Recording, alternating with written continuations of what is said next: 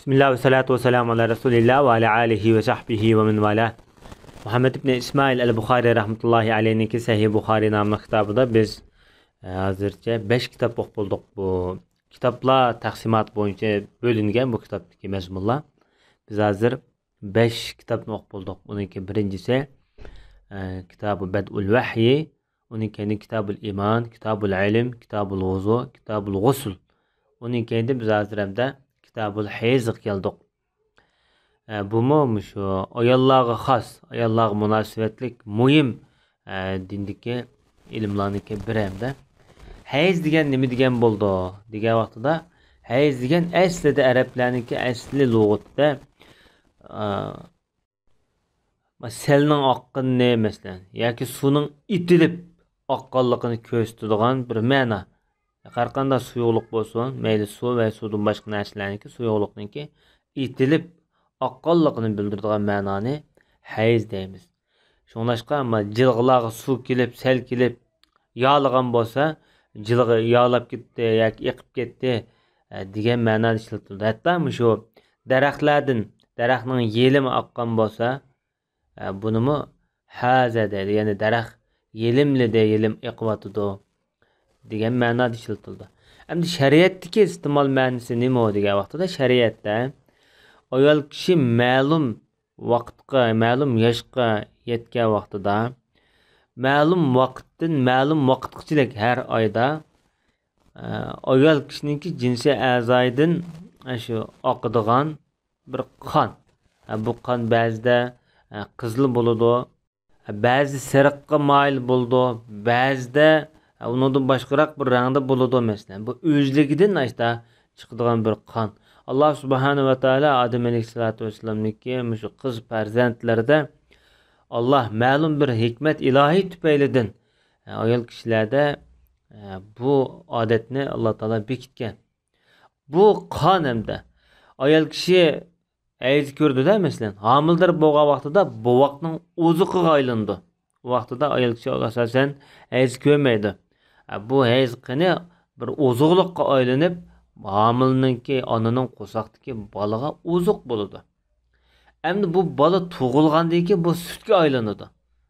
Chunki ko'pincha tuqqan ayollar ayz ko'rishni ayt nadir, tuvan bir avval. Bu sutga aylanib bolaga yana bu ozuq bo'ladi.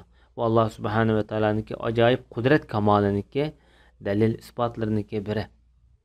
Bundaqda hayz degan shariatdagi atalg'i ma'nosi nima degan vaqtda ayol kishining ash bolayotqusininki cho'nqur qatlamidan balog'atga yetgan paytlarda har oyda muayyan vaqt ichida saqib chiqadigan qonni hayz qani deymiz.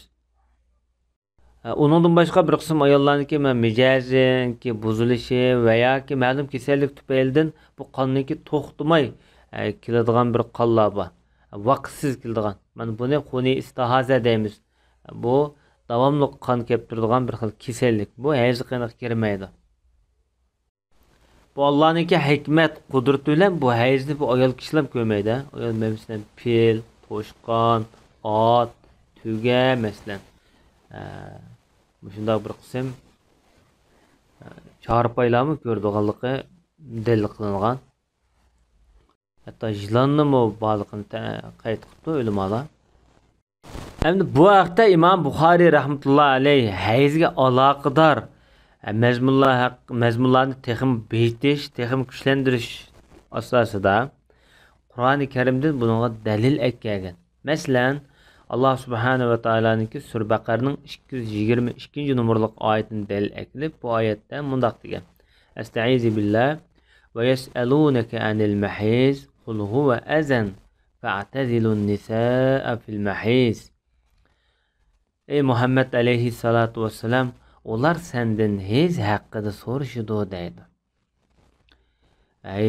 Hayzning hukmi qanday bo'ladi? Bu qanday qon, qanday qilamiz bu vaqtlarda? Nima ishlarga diqqat qilamiz degandek masala haqida sendan ular so'rashidi deydi. Kimlar? Albatta musulmonlar, sahobalar. Alloh yana xitob qilib oxirida deydi: "Undaqda sen degin" deydi. Bu ziyonliqdir. Nejisdir deydi. Shuning uchun hayz paytlarida ayollar bilan birge bolmanglar degan oyat degan. Undaqda Allah subhanahu va taolo hayzga munosabatlik, ya'ni ayollarning bu odat keslik munosabatlik hukmni o'z bevosita qo'l tiqib buningda Qur'oni Karimda buningda yo'l yo'riq bekitma bergan. Ayollardan ayrılanglar deb lug'at kelgan. Bu ya'ni ular bilan bir yerda bo'lmanglar, er ayollik munosabat o'tkazmanglar deydi. Mush paytlarda. Bu oyatning oxirida masalan va la taqrabuhunna hatta yathurna, ya'ni ayollar pak bo'lgan qadar ularga yaqin yo'lamanglar. Ya'ni shu qon to'xtagan qadar yaqin yo'lamanglar. Ular pokiz bo'lgan vaqtida, ya'ni qon to'xtagan paytlarda Allah Taala buyurgan yerdan kelinglar dedi. Ya'ni oldi tarafdan eraylik munosabat o'tkazinglar. Allah tövbe qiluvchilarni va shundaqla pokiz kishilarni yaxshi ko'rdi deb shundaq degan. Bu yerlik tövbe qiluvchilar deganimiz davomli Allohning buyrug'i va nahiysiga ching tutib mangdigan mushjatdagi buyruqlarni ijro qiladigan kishilar maqsad qilingan. Mutatahirin degan nijosatdan pok bo'lgan, ya'ni iffatlik degan kishilar mazmundimi ishlatildi. Demak Alloh subhanahu va taolo Qur'oni Karimda hayz to'g'riliq shunchalik bizga yo'l yo'riq ko'rsatib bergan. Bu hayz haqida masalan uningdan boshqa nurg'un masalalar, hayzga aloqador masalalar hadisda bekitilgan va uningdan boshqa 4 mazhab ulamolari va uningdan boshqa mujtahidlarning ko'z qarashi bo'yicha bu haqda nurg'un mazmunlar fiqh kitoblarida dava inchiklikni asos qilgan ahvol ostida bu masalalar yoritilgan. Buni bo'libmi shu ayol hamshira qarindoshlarimiz bu jihatdan cho'nqur bilimga ega bo'lmasa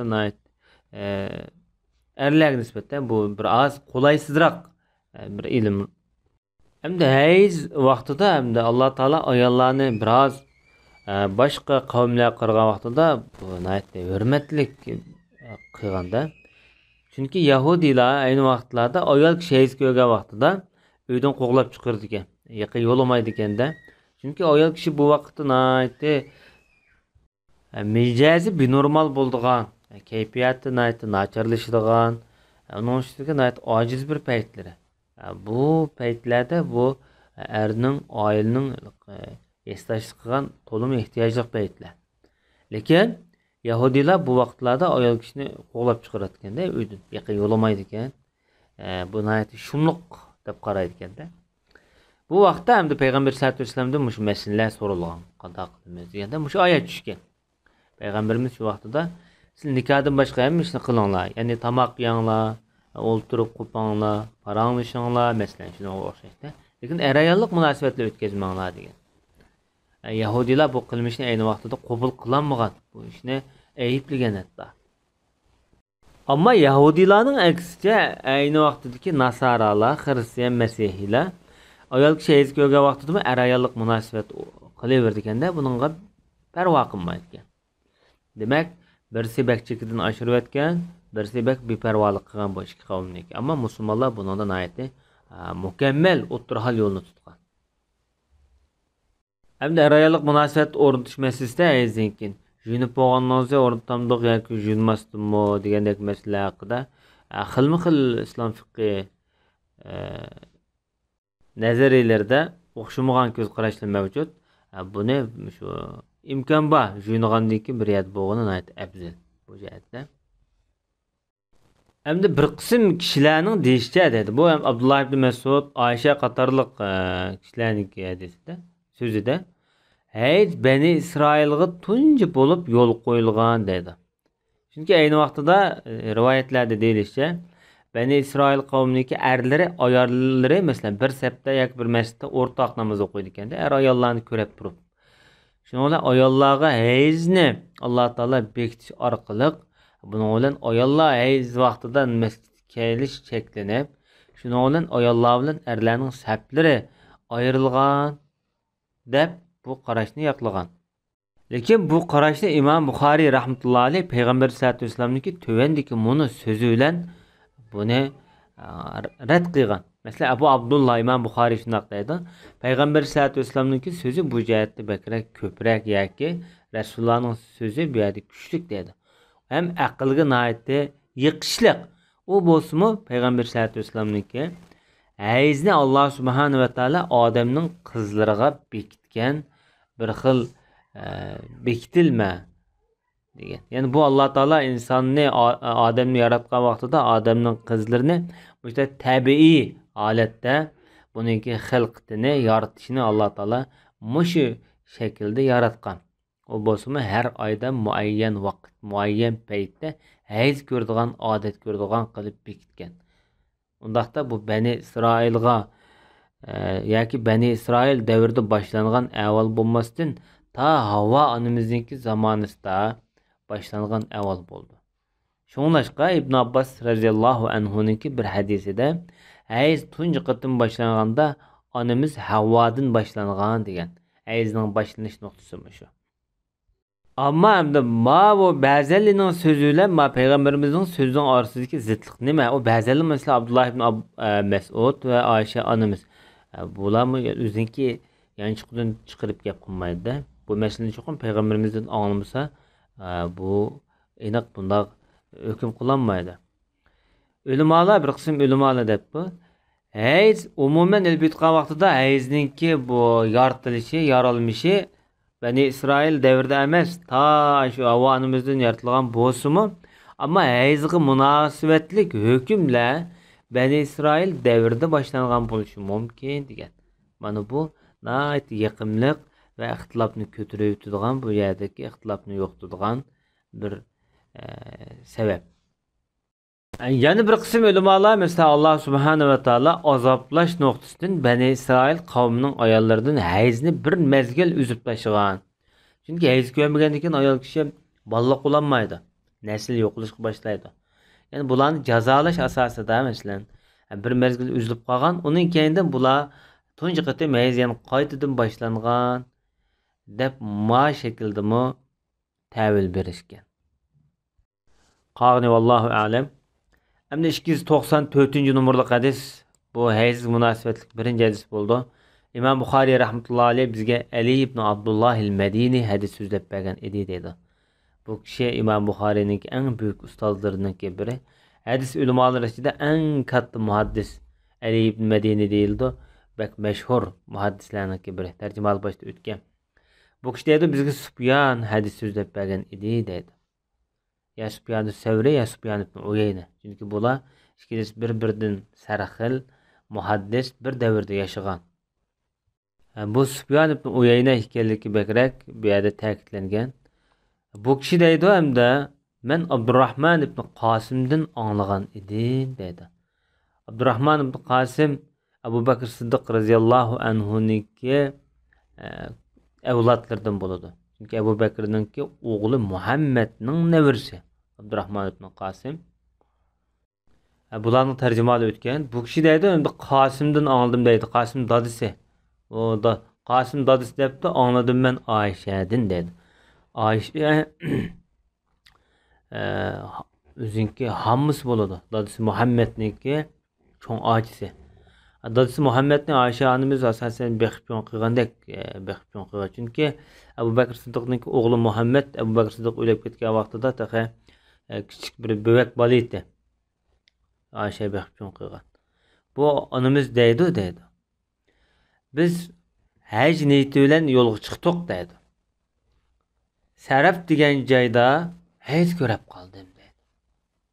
Saraf degan joy hozirmi shu Makkaga yaqin joy, Makkaga shu 30-40 kilometr atrofida yaqin bir joy. 20-30 kilometr atrofida. Sarafdan bugungi kunda Navariya deydi. Navariya degan shu Ömür Mescidninki sirtida Makka kirdigan yer bir teptish bor. Tekshiradigan bir tekshirish punkti. Shu tekshirgan punktninki o'ng so'l taraflarini Navariya bo'lib, shu o'ng tarafini Navariya deydi. Asasen bu Mekke shahriga qaytilib ketdi-da, hamda Makkaninki eng oxirgi cheklari bo'ldi. Makkaning Kabe'ning o'ziga 5 kilometr keldim, shahrining o'zi markazi. Şu aralıkta Peygamber aleyhissalatu vesselam men ta yig'lab olsam qishimga kirdi. Men bu yerda yig'lishi men ham hech qilolmaydigan bo'ldim, yomon ta'sir kelsam degandek bir xil qayg'urib bo'layotgan avvalda Janob Rasululloh dediki, siz hayz ko'rib qoldingizmi deb so'radi.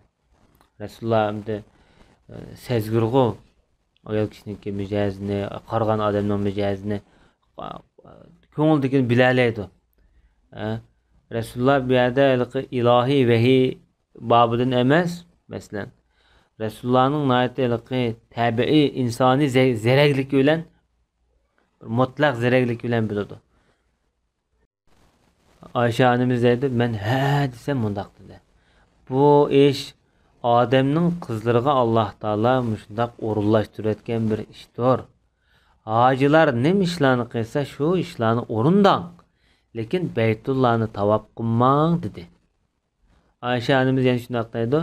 Payg'ambarimiz ayollarga vakolatan ayollar nomidan kala qurbonlik qilgan edi deb shundaq deydi. Undaqda biz bu hadisdan shuni tushunib olamizki, ayol kishi hayz ko'rsa ihrom bog'lashga hech qanday ta'sir ko'rsatmaydi. Ihromni bog'lab, niyatni qilib, Kabe'ga haj qilish niyati bilan beriversa, Arfat minalarda turaversa, bu bo'ladi degan bo'ldi. Faqat shu Baytullohni tavob qilmay, poklangandan keyin tavob qilsa, buning hajlari yoki buning umrlari ado topadi deganlar. Bugungi darsimiz bu yerda oyoqlashgan va sallallohu alayhi va nabiyina Muhammad va ala alihi va sahbihi ajma'in.